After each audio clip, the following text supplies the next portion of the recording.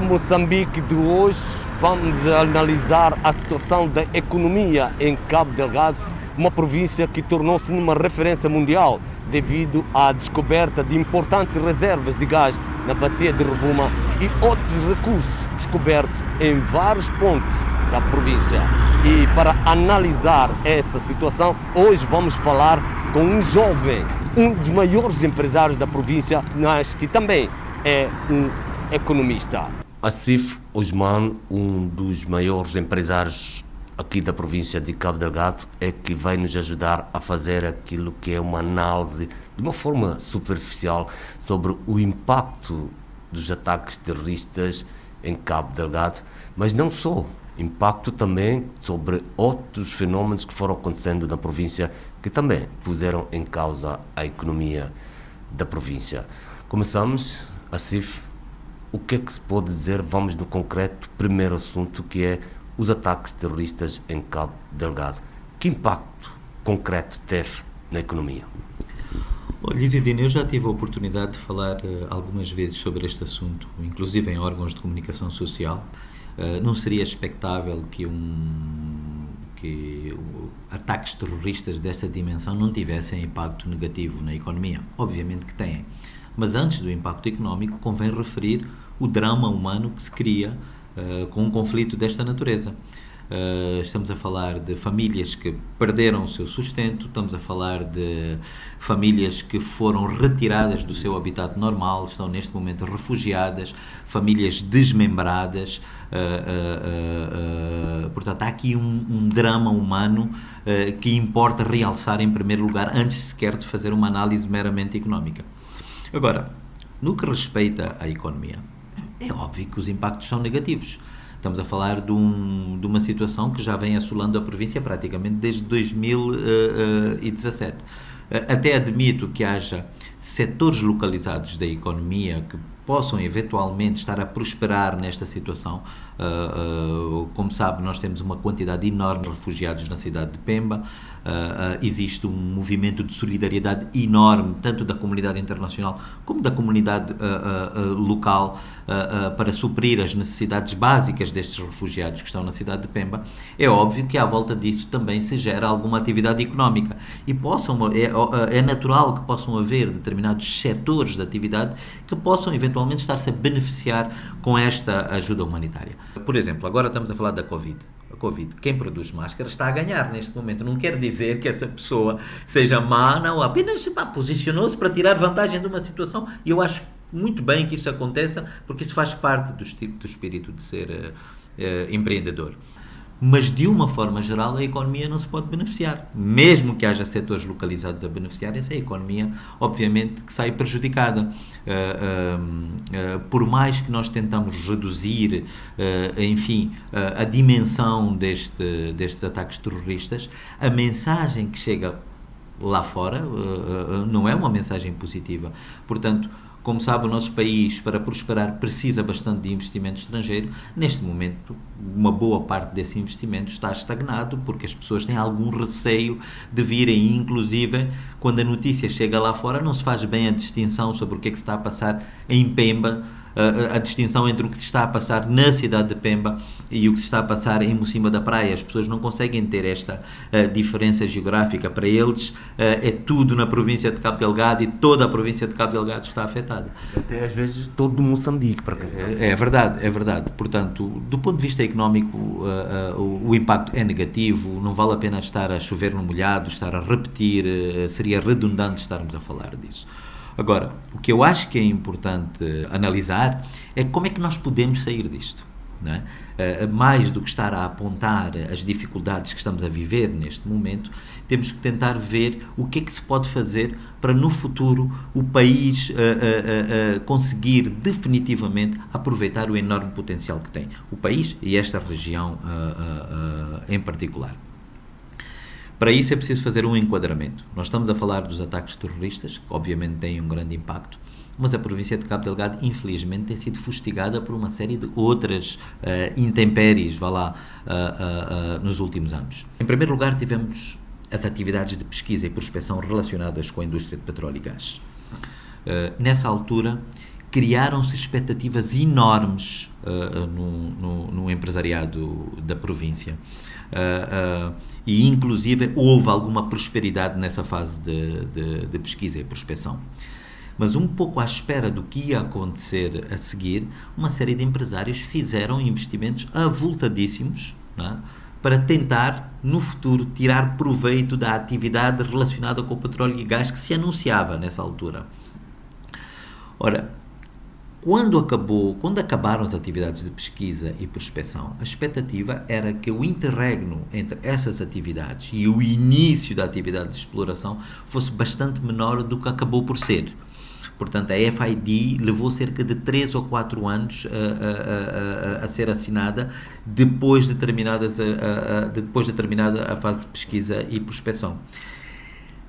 Para piorar a situação, foi precisamente nessa altura que nós nos debatemos com a questão da crise internacional, mas também nacional, que resultou do dossiê das dívidas não declaradas. Isso levou a que, por exemplo, num pequeno lapso de tempo, nós transitássemos de uma situação em que tínhamos taxas de juros na ordem entre os 12% e os 15% para ter chegado aos 30% em termos de taxas de juros. Portanto, os empresários que fizeram investimentos à espera do boom relacionado com o petróleo e gás, muitos deles endividaram-se na banca e tiveram que se deparar com uma situação em que não só os seus projetos não estavam a render por causa do atraso no desenvolvimento da indústria de petróleo e gás, como ainda tiveram que suportar taxas de juros na ordem dos 30%. Isto, naturalmente, levou a uma grande depressão na atividade económica e no setor empresarial de Cabo Delgado. Este foi a primeira intempérie, com que tivemos que nos debater. Depois disso, ainda tivemos os eventos climatéricos extremos. No caso da província de Cabo Delgado foi o ciclone Kenneth, e uns meses depois tivemos as chuvas intensas. Estes dois eventos em conjunto destruíram muitas infraestruturas na província, limitaram a transitabilidade, que já não era a melhor, mas limitaram ainda mais a transitabilidade entre os vários distritos da província, para além de ter deixado desalojadas várias famílias em vários distritos da província. Obviamente que o impacto económico destas intempéries também foi negativo. Para agravar ainda mais a situação, em finais de 2019 e ao longo de 2020 todo, estamos a deparar com esta situação da pandemia de Covid-19. Portanto, os ataques terroristas, que começaram, entretanto, em 2017, são um acréscimo de grande importância, ainda por cima, a todas estas intempéries com que a província se tem deparado. A situação económica, portanto, não podia ser boa neste momento. Em primeiro lugar, nós temos que debelar por completo esta situação de instabilidade e de falta de segurança na província. Isso é fundamental. Qualquer projeto, qualquer política de caráter económico que visa a prosperidade deste país tem como condição sine qua non debelarmos esta questão de segurança. Naturalmente que há dois tipos, em minha opinião, há dois tipos de intervenção que nós, como país, precisamos de ter para debelar esta situação. A primeira é uma intervenção de curto prazo, imediata, e que terá que ter necessariamente um caráter militar, não é? Para, derrotar os terroristas que estão neste momento a ameaçar a segurança da nossa província. Obviamente que como vai ser feita essa intervenção militar, não me cabe a mim dizer, temos que confiar na capacidade das nossas forças de defesa e segurança, que, pelo que ouvimos e pelos rumores que circulam na província, essa ação já está em curso e está a ter algum sucesso. Esperamos que muito rapidamente consiga ter sucesso definitivo. Mas se nós conseguirmos ter sucesso nisso e não fizermos a intervenção de longo prazo, que é a chamada criação de resiliência ao conflito, de termos comunidades que sejam prósperas, que tenham um mínimo nível de dignidade, que tenham algo a perder, que tenham a sua casa, que tenham o seu lar, que tenham uma escola como deve ser, que tenham um hospital. Se nós tivermos comunidades espalhadas pelo país com estas características, é muito mais difícil conseguir convencê-las a engajar num conflito. É por isso é que eu digo sempre, esta questão, podemos dizer que este conflito é de caráter religioso, podemos dizer que é de caráter étnico, podemos dizer que envolve ambições territoriais, podemos dizer o que quer que seja, mas no fundo, quando há um conflito, quando as pessoas se predispõem a matar umas às outras, há sempre dinheiro, tem sempre a ver com pobreza. Portanto, é fundamental que ao mesmo tempo que fazemos esta intervenção de curto prazo de caráter militar, tenhamos que fazer também uma intervenção de médio e longo prazo com medidas económicas de caráter estrutural que permitam, de facto, melhorar o nível de vida das nossas populações. Isto para evitar que, debelado este conflito, não haja a possibilidade de no futuro termos ameaças similares. No caso concreto da província de Cabo Delgado, se me perguntar o que é que eu acho que se podia fazer rapidamente para catapultar a atividade económica deste país, eu vou-lhe dar como exemplo, porque senão estaríamos aqui o dia todo, mas vou-lhe dar como exemplo 2 projetos concretos que devíamos avançar rapidamente na província de Cabo Delgado e que podem proporcionar aquilo que se chama quick wins, vitórias rápidas e impactos imediatos na economia. O primeiro tem a ver com a rede de transportes e comunicações dentro da nossa província. Eu costumo dar como exemplo várias vezes em conversas o distrito de Namuno. O distrito de Namuno chegou a ser, no nosso país, um dos celeiros agrícolas do país, nos outros tempos. Obviamente que as condições agroclimatéricas no distrito de Namuno não se mudaram, portanto, não se alteraram. Portanto, o potencial agrícola ainda existe em Namuno. Mas porquê é que não conseguimos trazer a produção para os níveis que tínhamos anteriormente? Uma das razões, sem dúvida alguma, são as redes de comunicação. O centro urbano que está mais próximo de Namuno, neste momento, é a cidade de Montepuez. Está, julgo eu, se não estou enganado, a 50 ou 60 quilómetros. Mas, para sair de Namuno para Montepuez, nós chegamos a levar 2 ou 3 horas para percorrer esses 50 ou 60 quilómetros. Isto não pode acontecer. Se nós queremos que Namuno produza e que os possa levar para o mercado, eles têm que ter condições mais facilitadas de acesso rodoviário. Portanto, reabilitarmos completamente a nossa rede de estradas é uma das primeiras coisas que nós temos que fazer. E quando digo reabilitar, tem que ser de uma forma um pouco diferente do que nós temos conseguido fazer no nosso país ultimamente. Não podemos estar a fazer estradas que durem 1 ou 2 anos sem nenhuma qualidade, por causa da exiguidade de recursos, obviamente. Temos que fazer estradas com qualidade, com capacidade para suportar grandes cargas e temos que ter condições de manutenção para assegurar que uma estrada que é construída dure 20, 30, 40 anos. Não podemos ter estradas que todos os anos se estragam de cada vez que existem chuvas. Se nós tivermos chuvas todos os anos, e se elas são previsíveis já, porque acontecem quase todos os anos, já não temos o direito de as chamar calamidades naturais. Nós temos que estar preparado para elas, temos que antecipar essa preparação. Então, temos que fazer estradas com qualidade.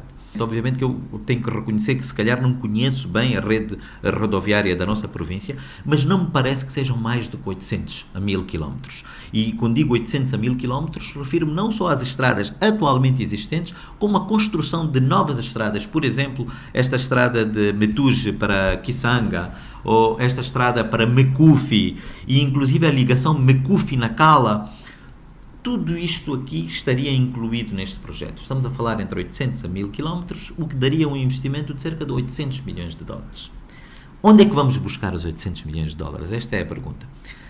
É preciso ver que, no timing atual, a nossa província goza de uma grande simpatia na comunidade internacional. Goza de simpatia por causa dos recursos naturais que temos, obviamente, é preciso reconhecer que se calhar esse é o primeiro motivo, não se trata de solidariedade simples, obviamente que a comunidade internacional tem interesse nos recursos naturais que nós temos, e pelo facto de termos sido recentemente fustigados por eventos climatéricos. Sabe que a sensibilidade do mundo em geral a esta questão das alterações climáticas neste momento é muito grande, portanto, tendo nós sendo vítimas de um processo dessa natureza, geramos mais simpatia junto da comunidade internacional. A questão de termos refugiados neste momento e de estarmos a ser fustigados por estes ataques terroristas, e o facto de existir a percepção no mundo inteiro de que o nosso governo tem estado a lidar muito bem com a questão da pandemia. Somos apontados em alguns círculos como um exemplo de luta contra a pandemia. Apesar de termos alguns casos e apesar de termos inclusive algumas perdas de vida, a verdade é que o impacto da pandemia num país como o nosso, em que o Sistema Nacional de Saúde tem bastantes limitações, não foi tão grande quanto se esperava. E somos apontados como um exemplo. Isso também é um fator que gera simpatia por parte da comunidade internacional. Então nós temos que aproveitar este momento, este timing, para pedirmos ajuda à comunidade internacional. Por exemplo, não me parece que fosse muito complicado se fizermos os apelos certos, usando os meios de comunicação certos, e se nos aproximarmos dos países certos, não parece, e das instituições as instituições de cooperação, se aproximarmos das instituições de cooperação certas, não me parece que vai ser muito difícil mobilizar os tais 800 milhões de dólares que precisamos para reabilitar completamente as nossas vias de comunicação. Qual é o impacto disto? Primeiro, já referi, o facto de permitir que os vários centros de produção agrícola tenham acesso rápido, facilitado e menos oneroso aos mercados. O segundo, por exemplo, nós temos uma série de locais de atração turística que são inacessíveis neste momento. O próprio distrito de Ibo, neste momento, tem condições de acesso um bocado complicadas. Mas não é só o distrito do Ibo, temos as quedas do Rio Lúrio, temos, enfim, uma série de locais com excelentes paisagens turísticas, com excelentes atrativos turísticos, que são inacessíveis. Termos esta rede de estradas que funcione, que tenha qualidade, é mais uma razão para promovermos também o turismo. Falamos da agricultura e agora estamos a falar do turismo. Para além disso, estamos a falar de 800 milhões de dólares aproximadamente para fazer essa reabilitação das estradas. Temos que perceber que 800 milhões de dólares num período de 5 anos, porque eu acredito que é possível fazer isto ainda neste ciclo de governação, 800 milhões de dólares injetados para a província de Cabo Delgado num período de 5 anos, obviamente que iam catapultar a atividade económica nesta província. Agora, era fundamental também, para maximizar o efeito deste investimento, que o projeto fosse desmembrado em várias fases. E quando digo desmembrado, não me refiro só a desmembrar as estradas, isto é, um projeto é a estrada Pemba-Montepoês, outro projeto é a estrada Metuge-Kisanga. Não é só esse tipo de desmembramento que eu me refiro. Em cada uma das estradas tem que haver um desmembramento que permita que as fases de construção da estrada, para as quais empresas locais têm capacidade, e há muitas que têm, sejam de facto efetuadas por empresas locais. Atenção, que não estou a dizer que nós devemos dar privilégios excessivos às empresas locais. Quem conhece a minha intervenção no domínio público sabe que eu sou contra superprotecionismos. O que estou a dizer é que nós podemos ajudar estas empresas locais a serem competitivas. Vamos supor que uma fase da construção das estradas seja a terraplanagem. A terraplanagem provavelmente é algo que pode ser feito localmente, que não precisa de grande know-how. Nós chamamos a empresa local e dizemos, mas senhor, nós queremos que vocês façam a terraplanagem. Quanto é que isto vai custar? E ele nos dá um preço que não é competitivo. Nós temos que chamá-lo de novo, mas senhor, nós queremos que você faça porque queremos privilegiar as empresas locais. Mas você tem que arranjar uma forma de ser competitivo. Se o homem que vem de Maputo, ou que vem da África do Sul, ou de qualquer outro país estrangeiro, consegue nos dar um preço competitivo, e ele tem que fazer uma mobilização muito maior porque não está na província, você também tem que ser capaz. Então, esta equipa que vai fazer a gestão dos projetos tem que ter também esta capacidade de alocar grande parte desse projeto a empresas locais, mas sobretudo de as ajudar a ser competitivas. Portanto, não só estamos a colocar 800 milhões de dólares num período de 4 ou 5 anos na economia de Cabo Delgado, como estamos a potenciar o aumento de competitividade e a criação de know-how no empresariado local. Portanto, este é um dos exemplos do que eu acho que podia ser feito de imediato e seria um quick win para a província de Cabo Delgado. O segundo exemplo de uma coisa que se podia fazer na nossa província era criar um fundo, não muito grande, de 50 milhões de dólares para financiamento a pequenas e médias empresas. Este fundo serviria para financiar projetos com determinadas características, mas teria como característica principal o facto de ser reembolsável. Portanto, seriam empréstimos a pequenas e médias empresas que teriam que ser reembolsáveis, mas sem qualquer juro. Portanto, o benefício deste tipo de empréstimo era que não tinha juros, mas teria que ser reembolsável. Nós já tivemos projetos parecidos com este no passado. Tivemos o caso do fundo, os vulgos 7 milhões. Mas o grande problema foi que o reembolso nunca acabou por acontecer. E o fundo esgotou-se. O que é preciso é que este fundo seja gerido por pessoas com um grande conhecimento da província. E que, quando falo de grande conhecimento, é também com conhecimento das pessoas que vivem na província, que tenham esta capacidade não só de analisar a viabilidade económica e social do projeto que lhes é apresentado, mas que também conheça as pessoas. Porque esta questão de conhecer as pessoas é fundamental quando se trata de gerir dinheiro. Muitas vezes os números podem ser bonitos, mas se a pessoa não tem um historial de ser um grande empresário, de ser honesto, de ser sério, muitas vezes, enfim, os números podem ser manipulados. E depois que tenham mecanismos de monitoração que maximizem o valor do reembolso dos projetos. Estes mecanismos de monitoração passam, por exemplo, por dividir o projeto em várias fases e só fazer a libertação dos valores depois de verificar in loco que essas fases são cumpridas. Outra característica destes projetos é que eles teriam que estar numa lista pré-elaborada em conjunto pelo governo, pelo setor privado, por várias organizações da sociedade civil, uma lista pré-elaborada daquilo que nós entendemos ser projetos de grande impacto. Não só em termos setoriais, como em termos geográficos. Nós temos que ter um master plan pré-elaborado para dizer, olha, nós no distrito de Montepuez queremos uma fábrica de sumos. No distrito de Balama queremos uma fábrica de lápis de carvão. Estes exemplos são meramente académicos, podem não ser os mais adequados, mas é termos uma lista do que é que queremos para cada distrito. Este fundo só ia financiar esses projetos e mais nada. Depois era fundamental garantir que cada um dos projetos não ultrapassasse os $500 mil. Estes números que eu estou a dar são, depois isto tinha que se discutir, podiam não ser 500, podiam ser 700, podiam ser 400, mas a ideia é que não sejam projetos muito grandes, porque nós não queremos que os $50 milhões se esgotem com 2 ou 3 projetos. Nós queremos, com $50 milhões, conseguir fazer 100 projetos de dólares em financiar 100 empresas na província de Cabo Delgado, novas, com impacto económico, com número mínimo de empregos criados, espalhadas pelas várias geografias da província. Portanto, deixo apenas estes 2 exemplos, poderiam haver muito mais, do que é que se pode fazer na nossa província para, de facto, catapultar a atividade económica, para fazer alguma distribuição de riqueza. Isso seria, e esse projeto seria parte da tal intervenção de médio e longo prazo que, como país, precisamos de fazer para evitar que situações como a que infelizmente estamos a viver hoje exista a tentação de se repetirem no futuro. A sua opinião considera ser possível mudar a situação? Obviamente que o projeto de prosperidade do país não se esgota em 5 anos. O que eu estou a dizer é que é possível obter vitórias rápidas, os chamados quick wins, que são importantes num processo de gestão. É possível obter vitórias rápidas em 5 anos. É claro que depois o processo tem que continuar. Ninguém consegue desenvolver um país em 5 anos, nem em 10.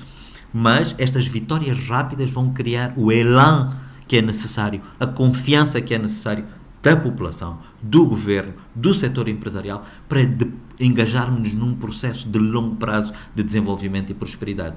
Eu digo isto várias vezes, volto a dizer, não me canso de dizer, já tive a oportunidade de viajar um pouco pelo mundo e é difícil encontrar no mundo, não somos os únicos, mas é difícil encontrar no mundo um país que tenha em simultâneo tanto potencial. Portanto, há países que dependem da indústria, há países que dependem dos seus recursos minerais, outros dependem do turismo. Nós temos potencial em cada uma destas áreas ao mesmo tempo. Isto é bastante raro.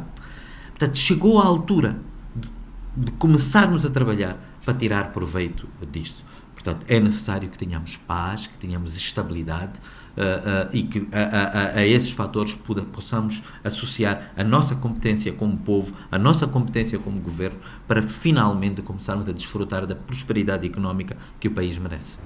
A crise econômica mundial, as dívidas não declaradas que Moçambique fez há alguns anos, os ataques terroristas e agora o coronavírus. São alguns dos problemas que obrigaram que a economia da província registrasse um grande retrocesso nos últimos 5 anos. No entanto, o jovem empresário Asif Osman, que também é economista, espera que essa situação venha a mudar, porque a província de Cabo Delgado tem sinais de um futuro melhor. De Pemba para STV.